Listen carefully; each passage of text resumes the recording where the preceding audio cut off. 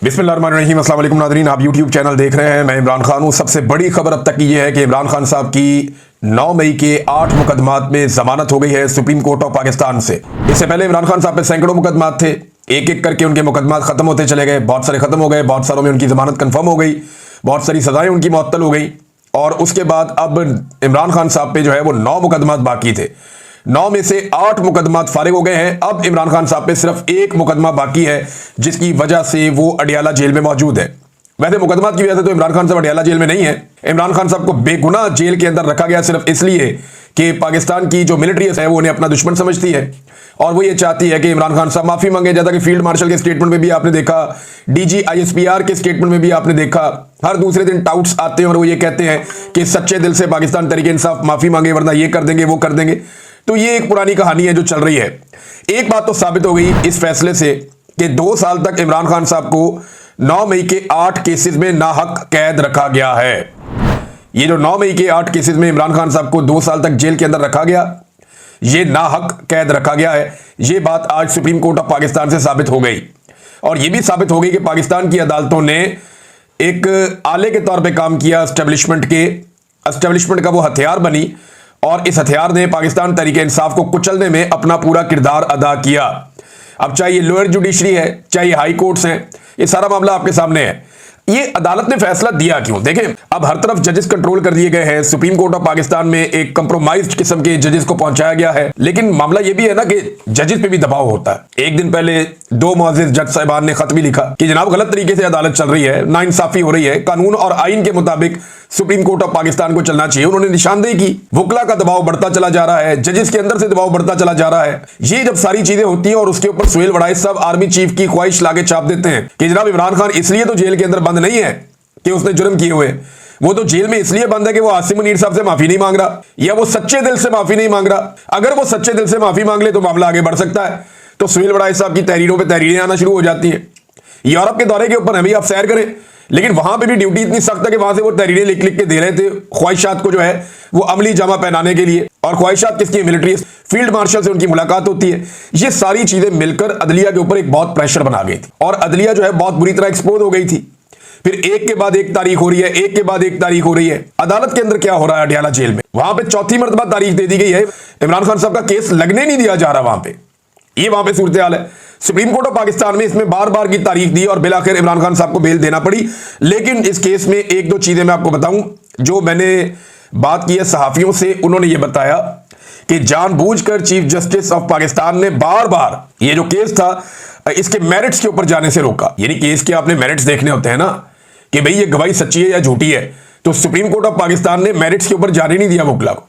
ऐसा लगता है सुप्रीम कोर्ट ऑफ पाकिस्तान नहीं चाहती थी कि पंजाब हुकूमत या पाकिस्तान की एस्टेब्लिशमेंट या जो अदलिया है, लाहौर हाई कोर्ट हो गई, या जो दहशतगर्दी की अदालतें हैं, उनके सारे जजेस एक साथ मुतनादे हो जाएं, क्योंकि उन्होंने नाइंसाफी पर मबनी फैसले दिए हैं। वो पुलिस वाला टेबल के नीचे घुस गया, सोफे के नीचे घुस गया, पुलिस वाला पर्दे के पीछे छुप गया, वो इतनी दूर से 4-4, 5-5 बैरियर क्रॉस करके सारी सिक्योरिटी में से गुजरता हुआ सलमानी टोपी पहन के वो इमरान खान साहब के सामने पहुंच गया। भाई इस तरह की गवाहियों के ऊपर कौन खड़ा होता है?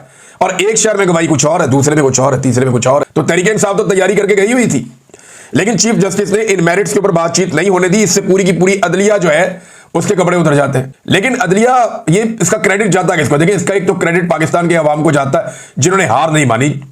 8 फरवरी 2024 के बाद से लेकर अब तक हार नहीं मानी और वो आज भी इमरान खान के साथ खड़े हैं। दूसरा, पाकिस्तान के सोशल मीडिया को भी एक क्रेडिट जाता है, लेकिन सबसे बड़ा क्रेडिट जाता है इमरान खान साहब की जो कानूनी टीम है उसे। वो टकरे मारते रहे। उन्हें पता है कंप्रोमाइज कर दिया, लेकिन उन्होंने उसमें से भी अपना काम निकाला। उन्होंने इतनी टकरे मारी कि बिलाखिर वो दरवाजा खुल गया। और इसमें बैरिस्टर सलमान सफदर जो है वो बहुत तारीफ के लायक है। इमरान खान साहब की जो पूरी वकला की टीम है वो सभी मुबारकबाद के लायक है। बैरिस्टर सलमान सफदर साहब हैं, सलमान अकरम राजा साहब हैं, इन लोगों ने बड़ा अच्छा काम किया। लेकिन जो एक प्रोफेशनली मैंने देखा कि जिस वकील ने बहुत अच्छी हैंडलिंग की तमाम मामलात की और मुकदमात की, वो बैरिस्टर सलमान सफदर है। कमाल उन्होंने केसेस लड़े हैं।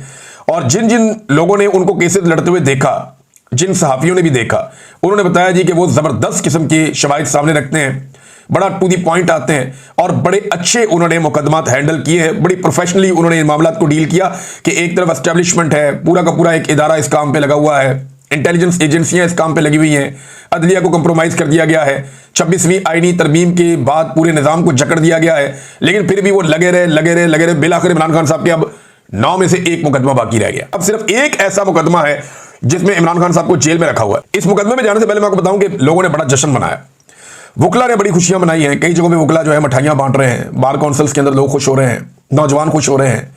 तो एक सोशल मीडिया पे हर जगह पे एक सेलिब्रेशन है, लोग इसके ऊपर जश्न मना रहे हैं कि इमरान खान साहब के 9 मई वाला बयानिया भी जो है वो उलट गया। वहां पे भी उनकी अब जमानत हो गई है इमरान खान साहब की। नून लीग बड़ी अजीबोगरीब सूरत हाल में, उसे समझ नहीं आ रही इन जजों को गालियां देनी है या नहीं देनी, क्योंकि ये वही जजेस हैं जिन्होंने हर तरह की सहूलतकारी इस निजाम के लिए की है। ये वही जजेस हैं जिन्होंने वो सारे काम किए जो नून लीग ने उनसे गंदे काम करवाए हैं। ये सारे वो जजेस हैं जिन्होंने मिलिट्री कोर्ट्स जैसे एक घटिया काम को भी इन्होंने जवाब फराहम कर दिया और उसके हक में फैसला दे दिया।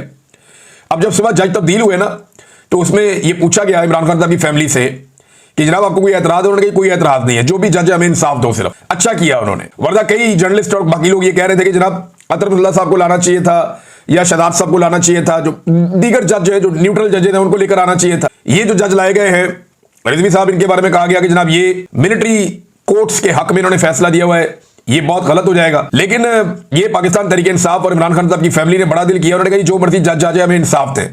अब कई केसेस ऐसे होते हैं जिनमें जज के लिए भी रास्ता कोई नहीं बचता, तो बिलाखिर इमरान खान साहब की जमानतें हो गई। नून लीग की सूरत हाल अजीब है, जजों को गालियां देनी या नहीं देनी वो इस मखमसे में। ये एस्टेब्लिशमेंट कल को अगर इनके ऊपर से हाथ उठा लेगी ना, ये एस्टेब्लिशमेंट को भी गालियां नहीं दे सकेंगे, क्योंकि जिस लेवल के इन्होंने जूते पॉलिश कर दिए इनके पास पीछे हटने का रास्ता नहीं है। और जिस लेवल पे इन्होंने इस अदलिया को उठा के रखा है इनके पास पीछे हटने का रास्ता नहीं है। अब ये कैसे कह सकते हैं कि जनाब ये जजेस, क्योंकि ये जजेस ये लोग खुद लेकर आए हैं, तहरीक इंसाफ ने तो इनकी मुखालफत की थी, वो तो मंसूर अली शाह साहब की बात कर रहे थे। ये जजेस ये हुकूमत खुद लेकर आई है, लिहाजा इनसे तो ये गिला कर ही नहीं सकते। अब आ जाए नादरीन इस बात पे कि इमरान खान साहब अब जेल में क्यों है। सिर्फ एक केस है अलकादर यूनिवर्सिटी वाला। अब कैदी नंबर 804 जो है वो सिर्फ इसलिए जेल में है, सिर्फ और सिर्फ इसलिए जेल में है कि उसने एक यूनिवर्सिटी बनाई है। कैदी नंबर 804 और उसकी एहलिया सिर्फ एक यूनिवर्सिटी बनाने के जुर्म में इस वक्त जेल में बंद है। और वो जो पैसा जिसका नाम लिया जाता है ना कि वो इतने मिलियन पाउंड है, वो पैसा सुप्रीम कोर्ट ऑफ पाकिस्तान के अकाउंट में पड़ा है, जिन्हें किसी ने नहीं पूछा। और इंटरेस्टिंगली वो पैसा मौजूदा हुकूमत ने निकाल के इस्तेमाल करना भी शुरू कर दिया है। तो आप अंदाजा कीजिए कि एक आदमी को ऐसे जुर्म में जेल में रखा गया है जो जुर्म हुआ ही नहीं, और वो एक ट्रस्ट है, वो यूनिवर्सिटी वहां पे बनी हुई है, बच्चे वहां पे तालीम हासिल करते हैं। ये केस फौरी तौर पे उड़ जाएगा, इमरान खान साहब के वकला ने दावा किया।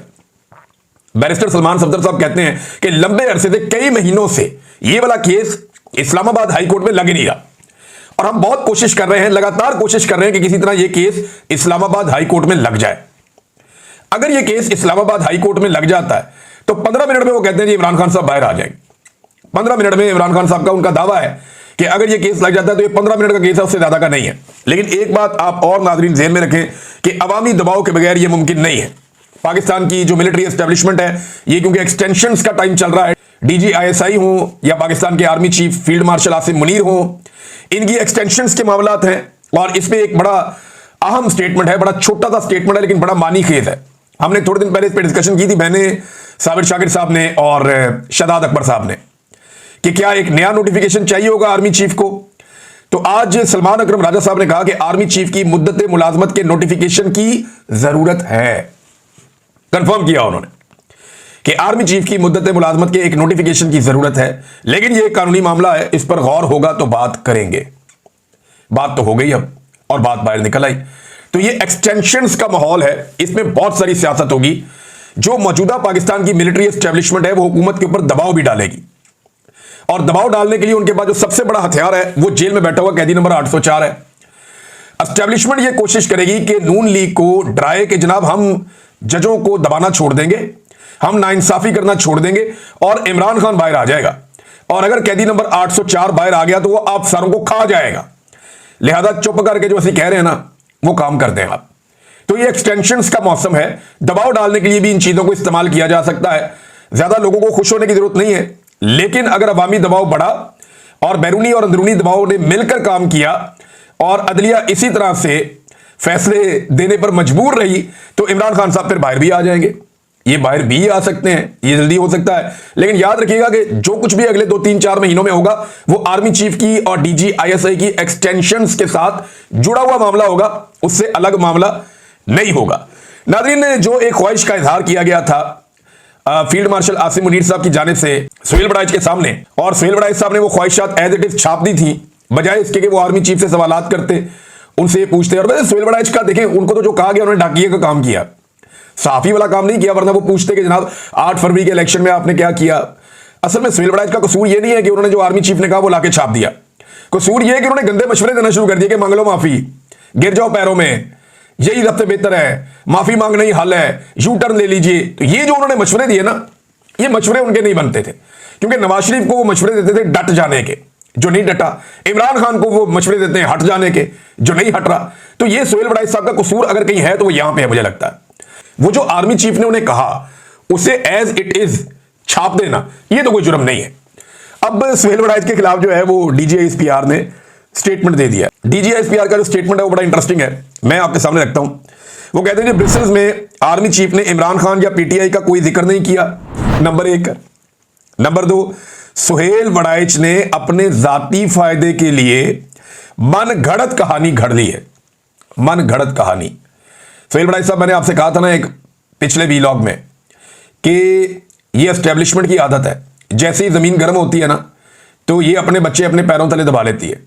और यही आज आपके साथ हुआ है कि जैसे ही इन्होंने मार्केट में खबर लॉन्च करवाई है आपके जरिए से, ये बड़े लंबे अरसे से करवा रहे हैं, मैं भी साबित भी कर दूंगा, इन्होंने आपके जरिए से खबर लॉन्च करवाई और जैसे ही अवामी रिएक्शन देखा तो ये दौड़ गए। अब इनके भागने के बाद आप बताएं आप क्या करेंगे। सुहेल बड़ाइच साहब के पास ऑप्शन बहुत थोड़े हैं। देखिए, जाती फायदा भी करार दे दिया, मफाद परस्त करार दे दिया सुहेल बड़ाइच को, और साथ ही कह दिया कि झूठ भी बोलता है, मन घड़त कहानी उन्होंने खुद ही घड़ ली है। और साथ ये भी कहा कि जनाब वो मुलाकात तो लोगों के बीच में हुई थी, सुहेल बड़ाइच की अलग से हुई नहीं। फिर उन्होंने ना सिर्फ सुहेल बड़ाइच को रगड़ा दे दिया बल्कि जंग ग्रुप को भी रगड़ा दे दिया। उन्होंने कहा जी मीर शकील उर रहमान का इदारा, उन्होंने कहा जी कि इदारे को भी जिम्मेदारी का सबूत देना चाहिए था। अब सवाल यह है कि DGISPR आपके आर्मी चीफ के हवाले से बकौल आपके झूठी खबरें छप रही हैं, तो यहां तो छोटी छोटी बात के ऊपर पीका ऑर्डिनेंस लग जाता है। क्या अब आप जंग और जियो ग्रुप के ऊपर और सुहेल बड़ाइच के ऊपर पीका ऑर्डिनेंस लगाएंगे? ये नहीं लगेगा, लगा भी तो एक नूरा कुश्ती होगी, इसके अलावा और कुछ नहीं होगी, ये मुझे आइडिया है। जरा आप ये सुने कि ये माफी वाली बात से भाग क्यों रहे हैं। अवाम का रद्द-ए-अमल बड़ा खौफनाक आया माफी वाले मामले को लेकर, जो अवामी रद्द-ए-अमल है वो बड़ा खौफनाक है। जरा मैं आपको सुनाता हूं कि राणा सनाउल्लाह साहब ने एक दिन पहले इसी मामले पे जो सुहेल बड़ाइच साहब ने लिखा और जो DGISPR ने भी पहले कहा था, वो भी सुनाऊंगा आपको मैं। इन्होंने क्या कहा राणा सनाउल्लाह ने, ये जरा सुने आप। जो बात इस वक्त DGPR ने जो की थी गालबन 8 मई 2024 को, एक साल बाद, और जो अब सुहेल बड़ाइच साहब के फोन में उन्होंने जो बात की है, बड़े सीनियर सहाफ़ी हैं और मैं यकीन रखता हूँ कि जो उन्होंने बात की है वो दुरुस्त होगी।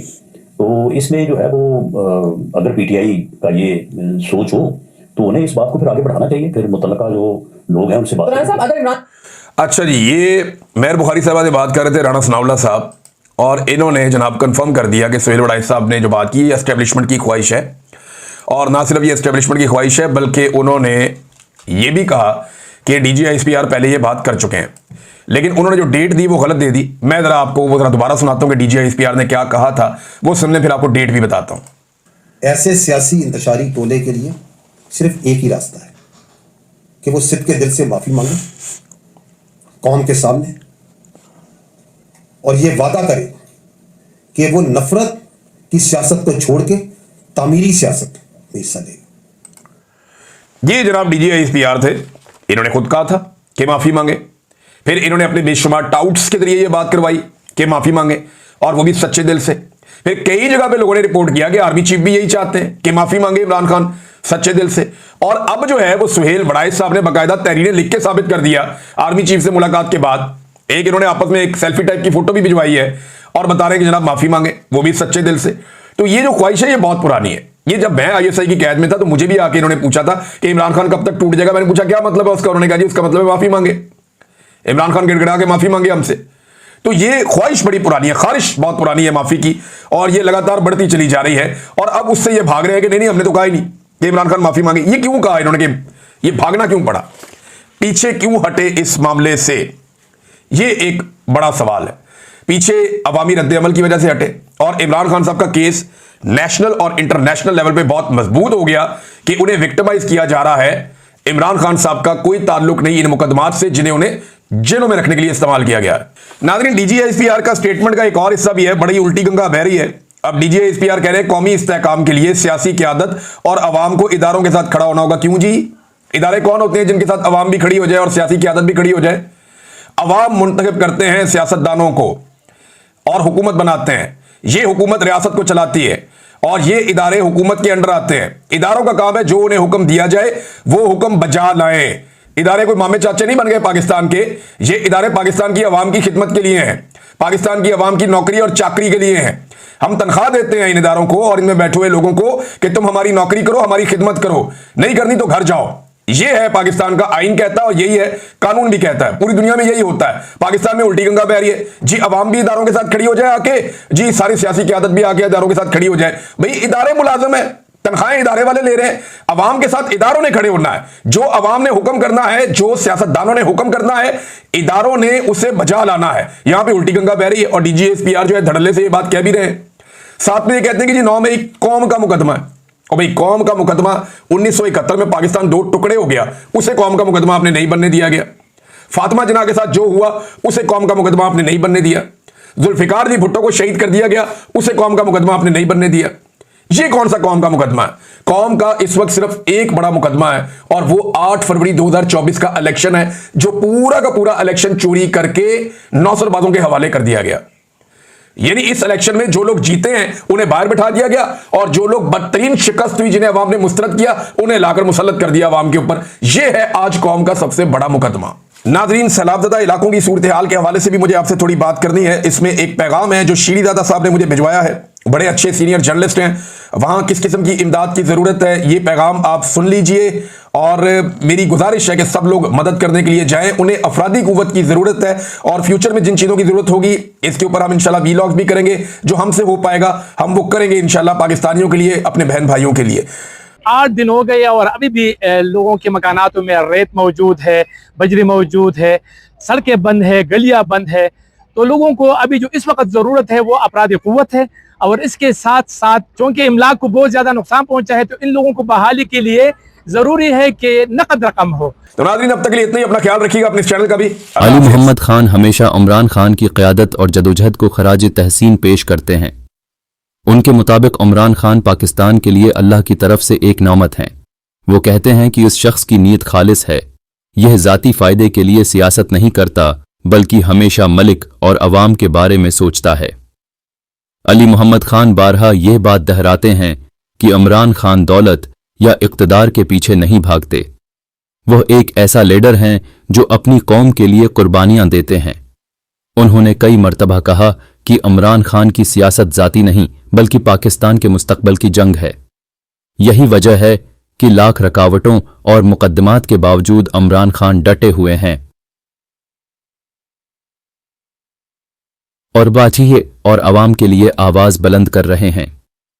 उन्होंने एक मौका पर कहा कि अगर आज पाकिस्तान में कोई असल लीडर है तो वो इमरान खान हैं।